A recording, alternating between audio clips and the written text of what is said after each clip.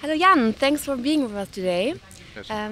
You are from Europol, and we would be interested in what is, in your opinion, the challenge of law enforcement in the digital age? That's a good one. So first of all, thank you very much for the interview. My name is Jan Ellermann. I'm a senior specialist in Europol's data protection function. And if from my particular perspective, let's say one challenge definitely is that in the digital age, the volumes of personal data law enforcement has to deal with are ever increasing. So that, of course, then triggers technical challenges, but also data protection related challenges, because you need to contextualize that information. You want to prevent mass surveillance. And here, we have a job to do. On the one hand, we want to make Europe a safer place, but we also have a mission and a commitment to do that in a way which respects fundamental rights, in particular the right to data protection in the Europol context. And this is sometimes not an easy job, but always an interesting job. And I think opportunities such as CPDP, where we are at the moment, where I get a chance to meet people like you, NGOs, activists, and a lot of people who have a lot of expert knowledge on data protection, that's really an opportunity sometimes also to get a different perspective, a critical perspective. All of that ultimately helps very much to get the job right.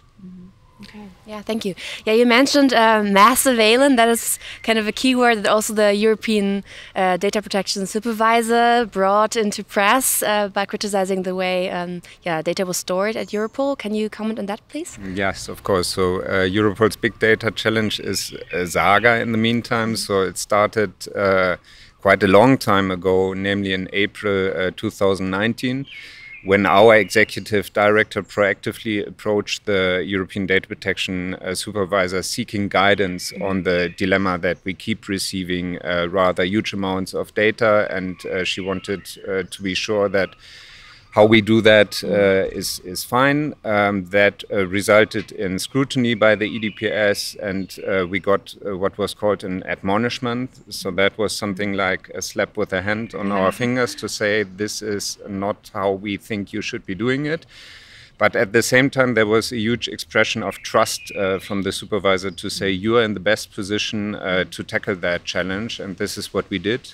So there was an action plan afterwards, resulting in 5 concrete actions in order to improve the situation, which was also welcomed by the data protection supervisor. There was one question which remained controversial between the organization and its external data protection supervisory authority, and that was, how long can you retain data regarding which you are not sure what the personal implication is? So we talk about data subject categorization here.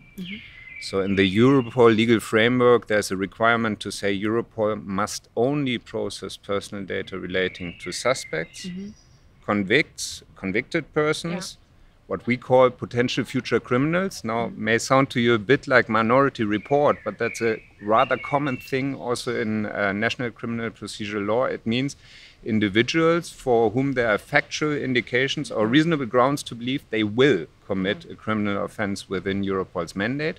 And then you have a few other categories such as contacts, associates, witnesses, and informants. But the thing is, if, let's say, imagine you would be a terrorist and we seize your iPhone.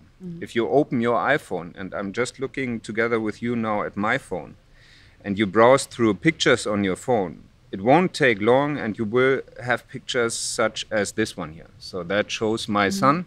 You can see here. I shouldn't show him publicly maybe. But then what is interesting is in the very background of the picture, there's also another guy. I've never met him. I have no single clue who he is. But if this phone is seized, rightfully, because I'm a terrorist, and is forensically examined, that picture will become part of the data processing operation. And that guy here in the background, where none of us knows who he is, that is still personal data we are processing about that individual. For sure. And this is a legal dilemma which we are confronted with.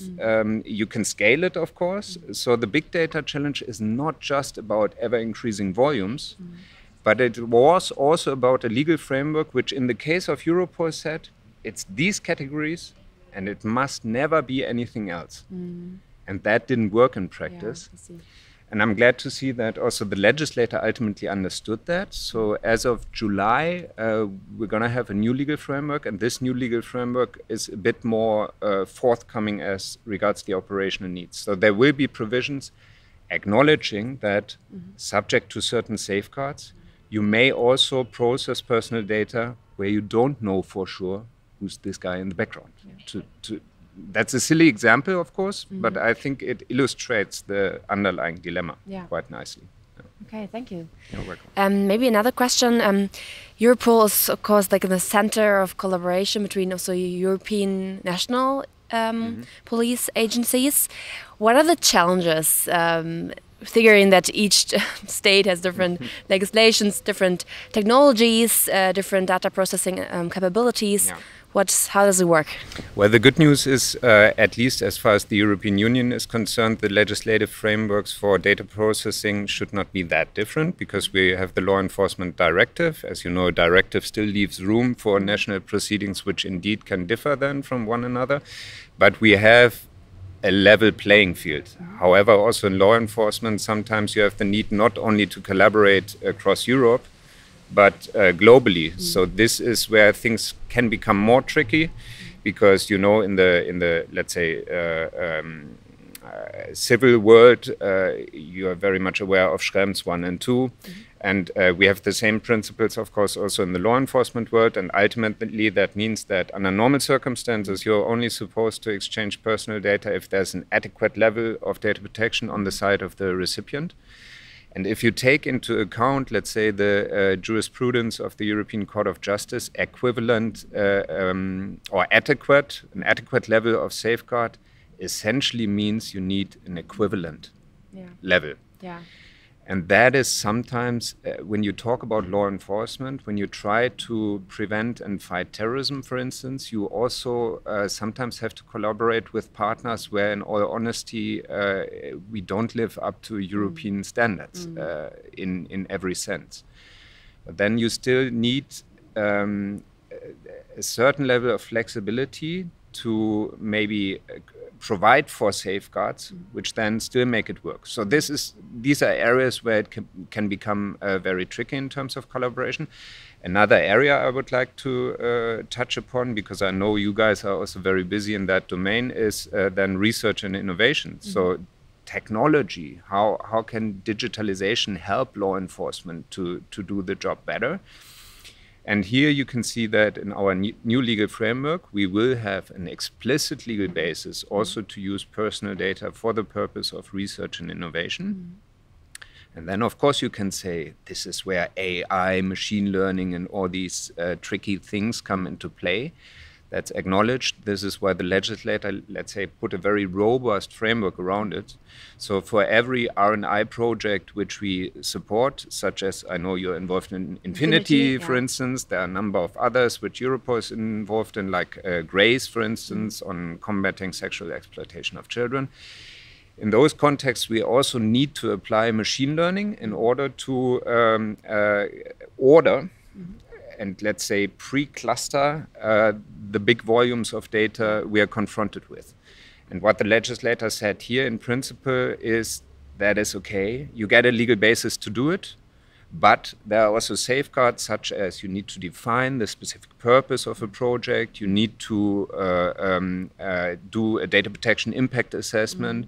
Not only will you have to involve the data protection officer of Europol, but there will also be a new function called fundamental rights officer, taking into account that what Europol does, we don't have coercive powers. So, of course, the main fundamental right concerned for everything we are doing is the right to data protection. But the legislator said also, okay, fair enough. But if you submit your reports into the field and across the world, there can be very tangible consequences for individuals. So somebody might be thrown into prison even though that person is innocent. So then we're not just talking about the right to data protection, but there are other very important fundamental rights concerned. And this is why there will be a new function, a new position within our organization to also focus on things from that angle, which I welcome as a further, let's say, improvement of checks and balances, if you want. Thank you, Jan. That was really insightful. Thank you very much and have a great conference. Thank you very much, and you too. It was a pleasure talking to you.